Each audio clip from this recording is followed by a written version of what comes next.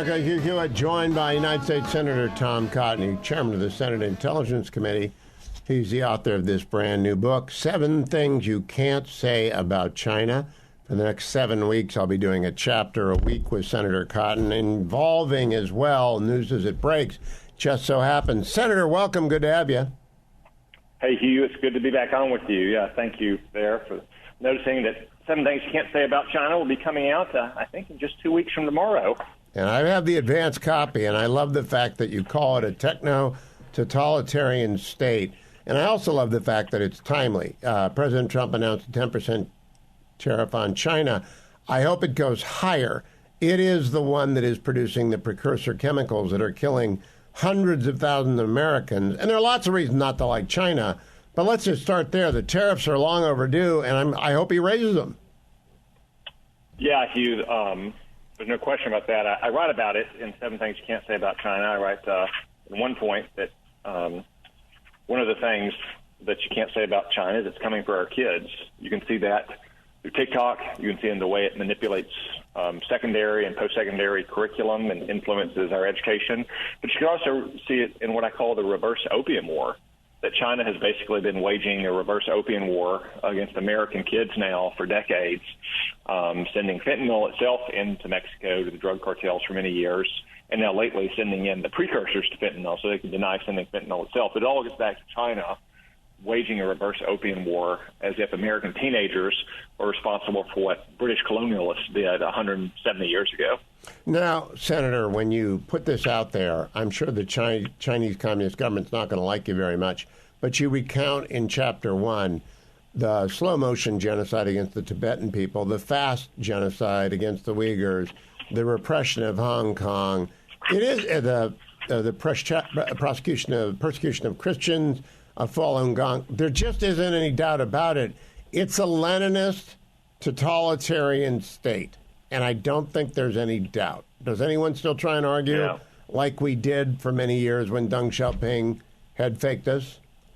Oh, sure, Hugh. Many of China's toadies in corporate America or in the influence industry in Washington, on college campuses in Wall Street and Hollywood still try to say that it's not really communist, it's not Marxist-Leninist, it's reformed. I mean, this is the way the entire establishment sold the soft on China policy going back 40 years, that if we would just help China get wealthy, send our jobs and our factories there, as China liberalized economically, they would liberalize politically. We now know that the exact opposite happened. We funded the growing wealth and military of maybe the most formidable enemy we've ever faced in our history, and they've gotten even more repressive. And with advanced technology, they have become not just a totalitarian nation, but a techno-totalitarian nation, given control over its own people and the ability to torment its people that Soviet Russia never had. And that first chapter in 7 Things You Can't Say About China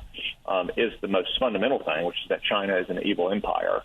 And you can never forget that China is an evil empire when you're looking at all the other things you're not supposed to say about China, that it's preparing for war, that it's waging economic world war, that it's infiltrated American society, and that most alarmingly, China could win if we don't take the threat seriously. We will go through one at a time over the next 7 weeks, but I do want to pause on one story that illustrates how crafty they are.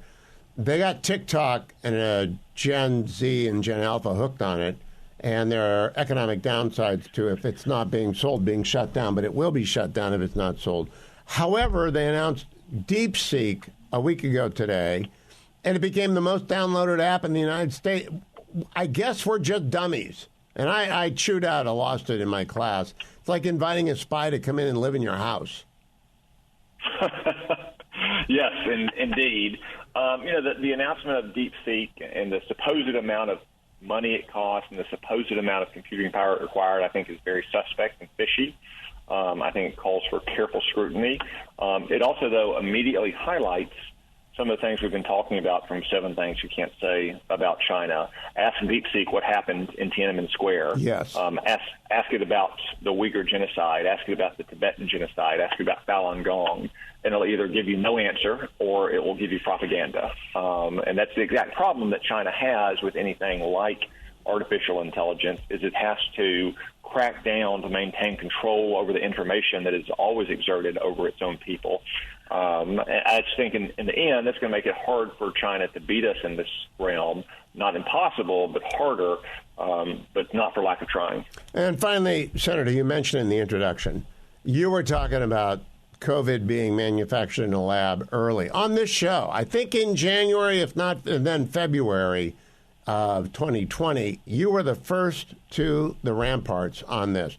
Does anyone note that when they talk about 7 things you can't say in China? Or is it too early to say because the book doesn't drop for 2 weeks?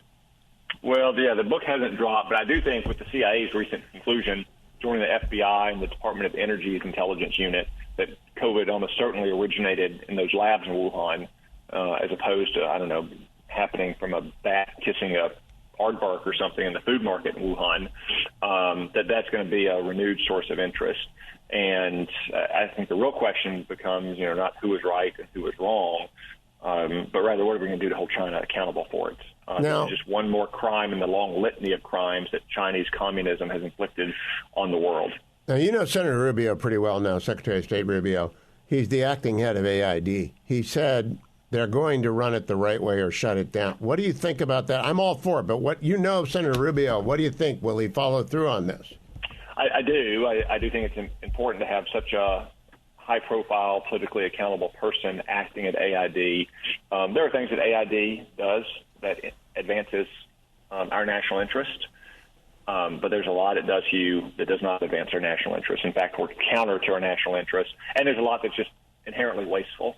A lot of money that gets spent on bureaucrats and nonprofits in the AID nonprofit industrial complex, if you will, that never gets to a single person in need all around the world, and certainly not in any strategically beneficial way. So I think there could be substantial, sweeping reforms at AID under President Trump that will actually make sure our foreign aid dollars, to the extent we're spending it, helps countries that are pro-American where we have strategic interests. Last question. Wasted. Why did we send $886 billion to Afghanistan last year? I don't think it was $1 billion as of you. That's the size of the Department of Defense. $1 million? Yeah, it's billion. Oh, no, it's $886 million. I'm sorry, it's $886 million. That is a good question that I suspect Senator Rubio will work on getting to the bottom of. And I think a lot of that money was rushed out in the days after the election as well. Again, it's just another example of how so much of the money that comes through AID, if it gets beyond the pockets of its own bureaucracy or its NGO complex, doesn't really go to support America's interests abroad. Well, you were right. It's only $886 million. I like to be correct. Senator Cotton, thank you. We'll be talking about 7 things you can't say about China. You can order it now at Amazon. I linked it at my